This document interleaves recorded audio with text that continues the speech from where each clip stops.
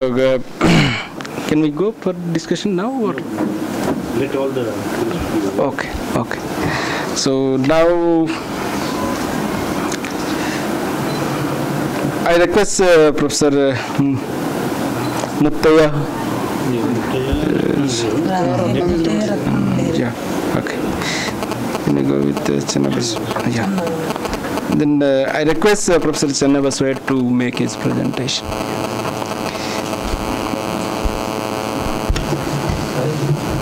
Put up his mic.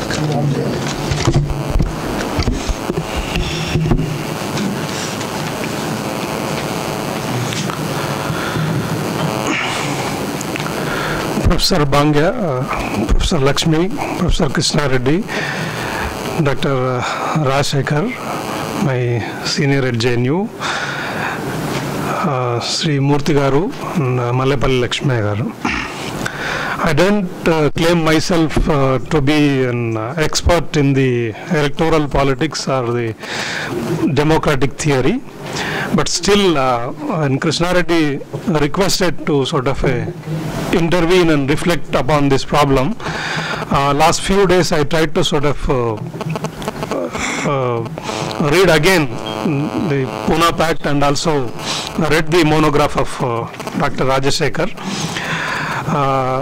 Very quickly, I don't want to make any kind of statement. I would like to sort of raise certain issues relating to the representative character.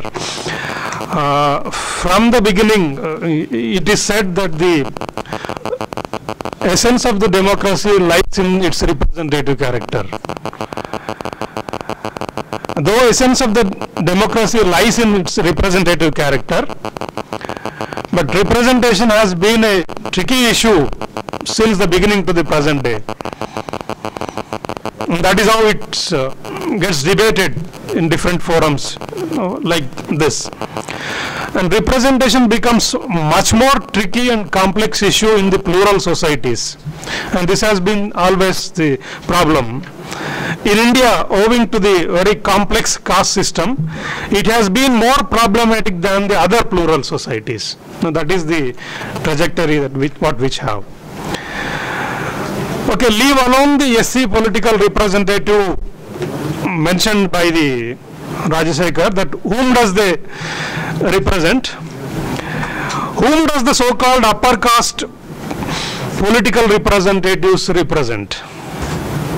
We have been seeing in the media that does these representatives, other political representatives, do they represent their own caste?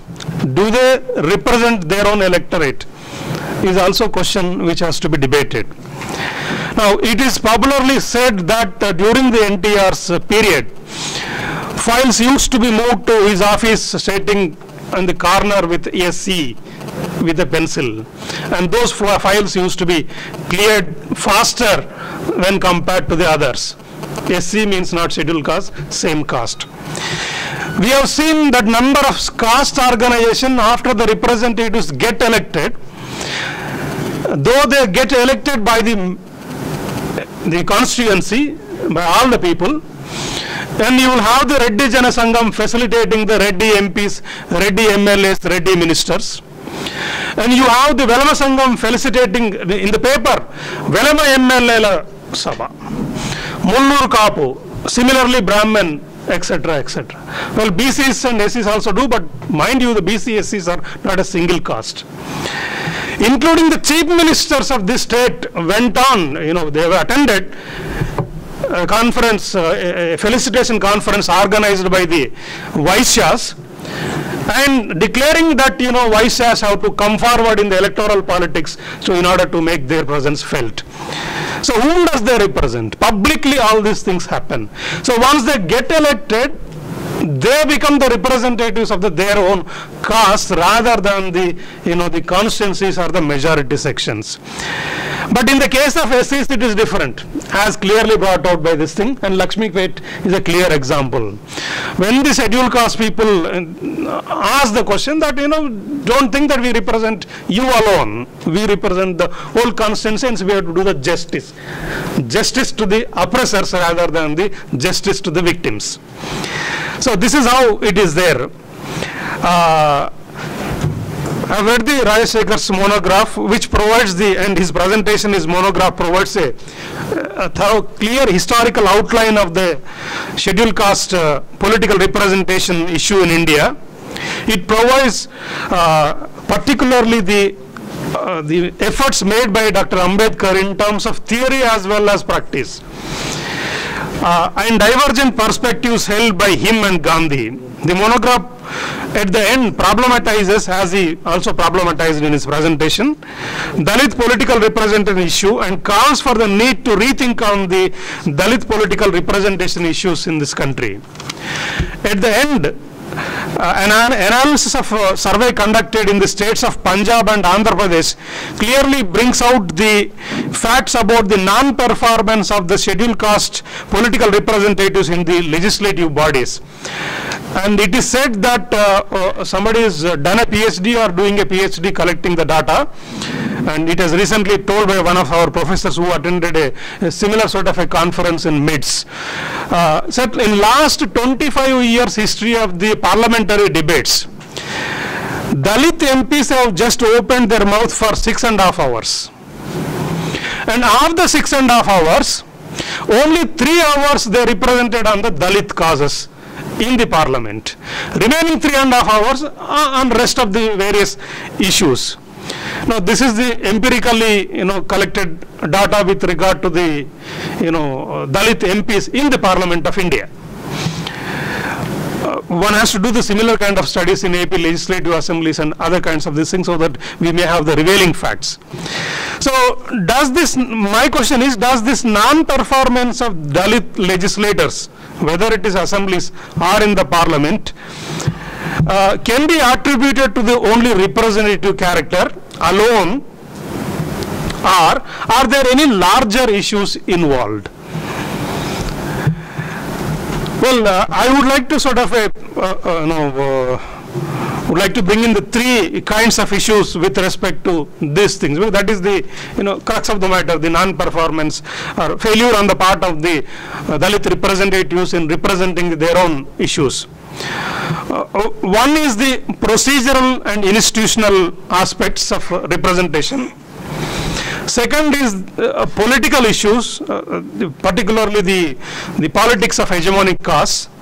Third is the movement, advocacy, lobbying issues, etc. First is the procedural issues or institutional issues. And we had experiments about these things from, as said by Shekar, from 1920s onwards. So the 1951 system of dual constituencies, why it was dropped, and unfortunately there is not much of literature. Shekar does debate about bringing certain issues, but these why it was dropped and what were the problems, these have to be sort of researched and debated. The separate electorate, that is two-stage election process, which has already become redundant as stated, and there is a need to sort of push forward the debate on the qualified electoral formula stated by 1933 formula of Ambedkar. Third is the maximum percentage of votes polled in the separate electorate. Separate electorate, what I mean is votes polled by the scheduled caste voters. What has to be, whether it is only a minimum of 35% or some sort of some other these things. These are the issues with respect to the procedural aspect, which need to be further researched and widely debated in the civil society and in the movements and various forums. But how far these guarantee better performance of the Dalit political representatives? Does they really if the procedural aspects are taken care? do they enhance the, let's say that if the representation character is met with, so does it going to sort of enhance the performance of the Dalit political representatives is another question. And here the party politics, party control, party ideology, party interest does come into picture. So another example has perfectly given the SP case. Though the MPs are from the Dalits, and when it comes to the Dalit issue of the promoting the reservation, what has happened is narrated. So if the parties control, even in the, let's say that, whether it is two-stage formula or let's say twin elections or in the qualified system, because you cannot do away the parties, even in the qualified system. So, do they adhere to the party principles or to their own, electorate is another sort of a problem.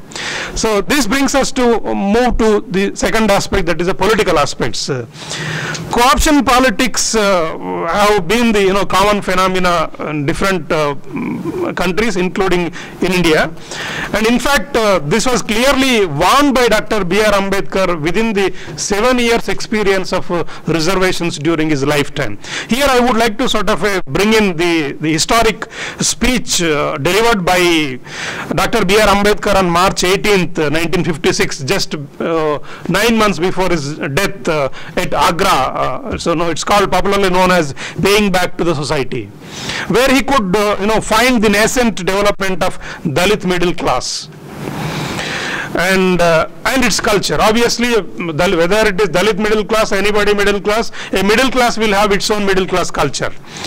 So he could clearly see the nascent development of the Dalit middle class and its culture. In the last 65 years, Dalit middle class has grown in number. Now, what is the character of this class? Whether is it conservative? What I mean by conservative is statist, or is it radical progressive? Now I can't sort of quantify them, but by looking at the contemporary political process and the incidents which are taking place in various parts of this country, in the legislatures and outside, but a great majority of these middle classes are basically conservative and statist in nature. So adding to this, problems in the present reservation system is not expanding the first generation Dalits to become the part of the Dalit middle class, particularly in certain levels. So all these are providing the space for the co-option of the Dalit middle class, and they continue to be co-opted, and that is how it is easy for the dominant caste to sort of co-opt them and continue the status quoist policies. I am not saying that there is no section of radical or progressive Dalit middle class. There is, and which is also making its own effort. But when it comes to in terms of decision making or whether this thing, but this is very small minority. And lastly, the third aspect is the movement.